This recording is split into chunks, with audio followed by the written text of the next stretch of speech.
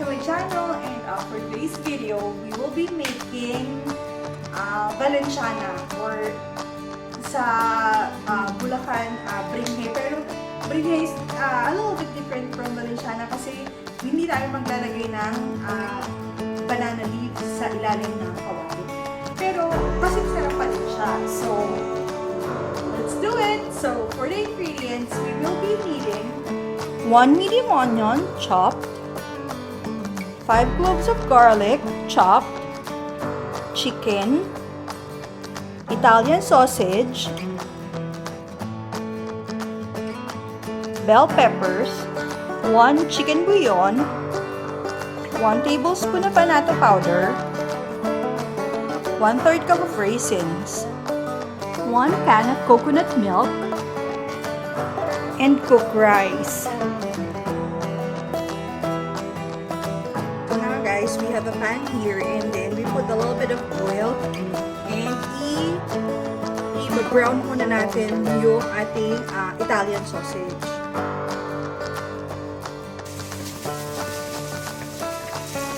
Hindi natin siya kailangang toasted din, basta makita lang natin, mawala lang yung pagka-pinkish ng meat niya, and then kukunin na natin siya, and then i-set aside.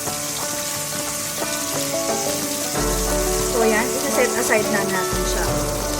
So, in another pan, we will be putting olive oil. And then, dito na tayo magsasaute ng ating Valenciana.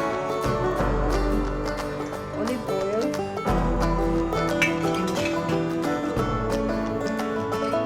So, medyo mainit na yung ating olive oil. Lalagay na natin itong onions. Saute tayo ng onions.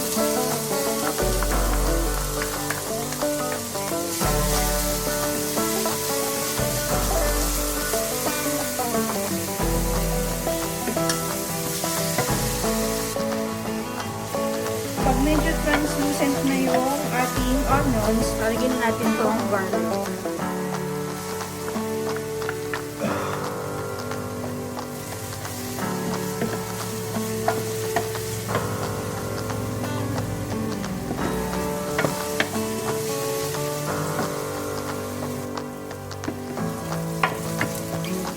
And pag medyo nag-golden brown na yung ating garlic, lalagyan na natin yung chicken.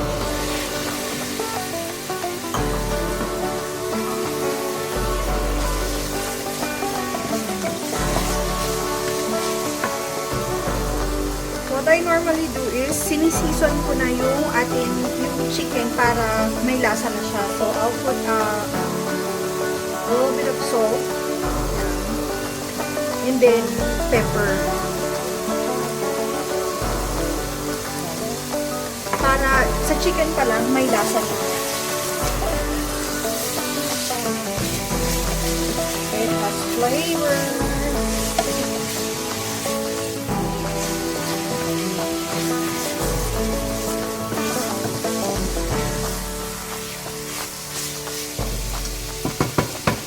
Then, hintayin lang natin medyo mawala yung mga pinkish.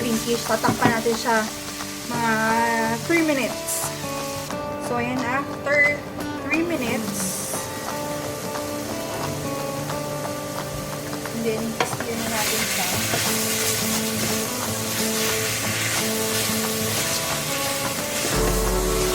And then, ilalagay na natin itong coconut milk.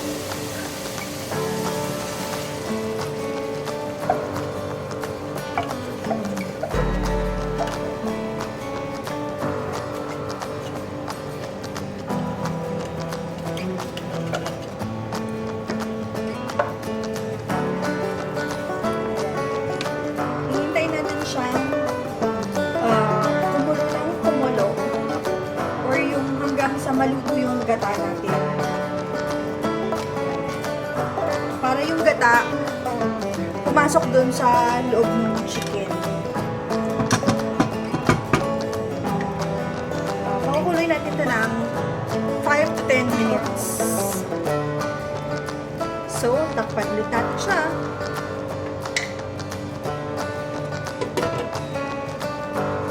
So, yan guys, i-check natin. Check natin yung chicken.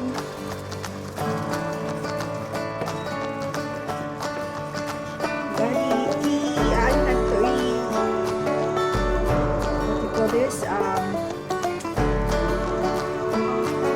Palalapuin natin or paubusin na, tutuyuin natin. Ayun yung right term. Medyo tutuyuin natin ng konti yung ating coconut milk. And then we will put now the Italian sausage. Yung Italian sausage is yung mild one. Pero next time, balak ko din yung hot.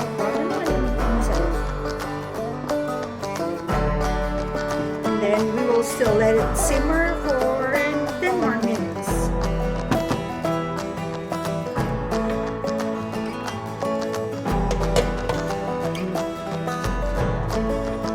So now, after 5 minutes,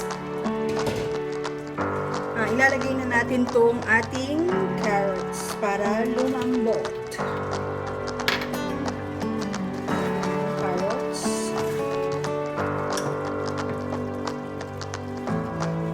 See, medyo nawawala na yung ano niya, yung sauce niya. Yung carrots.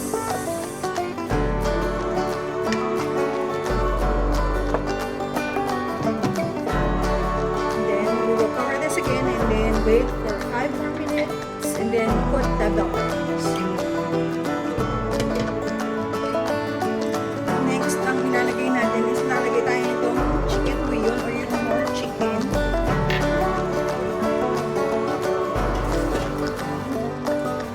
And then, ilalagay na din natin itong ating bell peppers. Kahit anong kulay ng bell peppers, pwede nyo ilagay. Pwede kayong mag-combination ng red and green or kahit anong bell peppers na meron kayo. Ito lang kasi yung meron kami. So, ito lang yung mailalagay ko talaga. And then, dinilute ko yung annatto powder sa 1/4 cup of water. So, ilalagay na din natin to para sumama na yung kulay niya.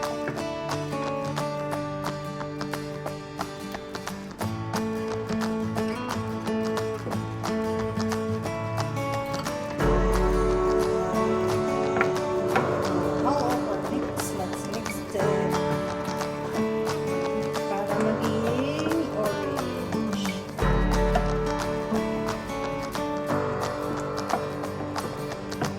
And then we will put salt. Yung salt, depende sa inyo yun guys. Depende sa panlasa nyo.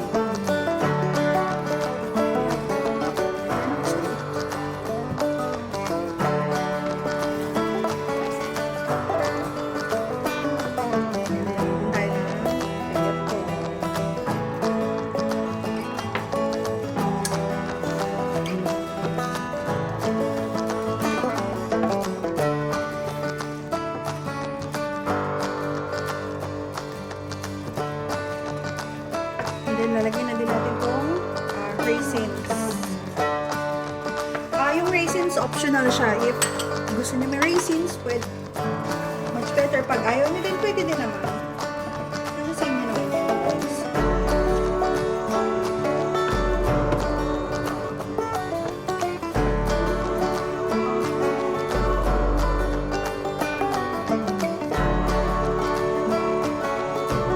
So, guys,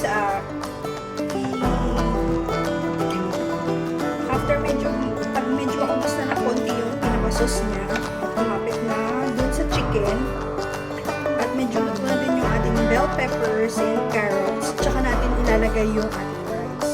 So, hintay muna tayo ng mga 5 minutes, and then, okay na yun, and then lalagyan na natin yung rice. So, ayan guys, nakikita niyo yung oil from coconut milk. Walabas na.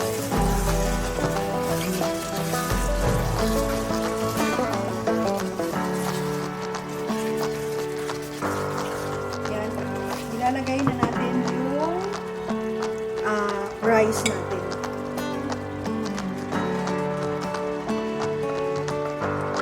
Bali, ano nga pala to? 2 cups ng rice yung sinain ko. And hindi ko masyadong dinamihan ng tubig ng rice kasi para mahigop pa ng o masiksik ng rice yung sauce.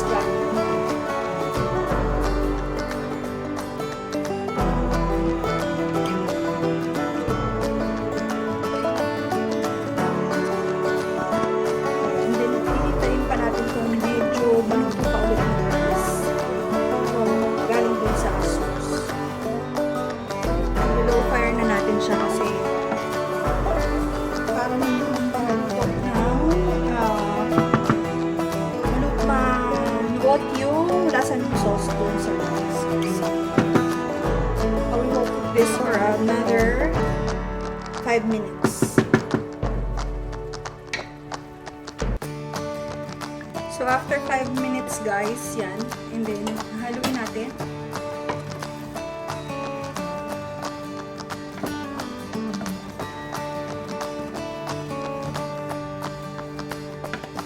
Yan.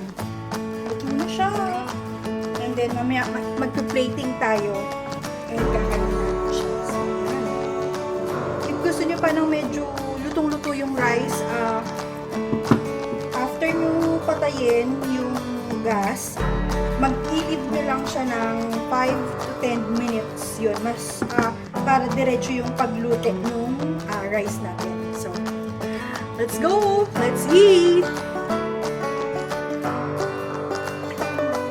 Here's a finished product, guys. Kain tayo!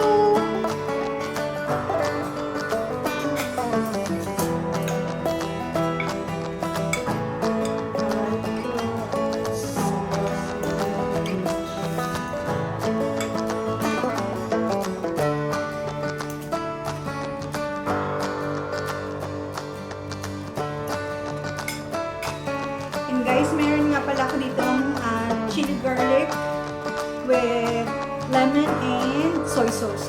So, ito yung konting pampaalat dito sa rice natin. So, let's try it!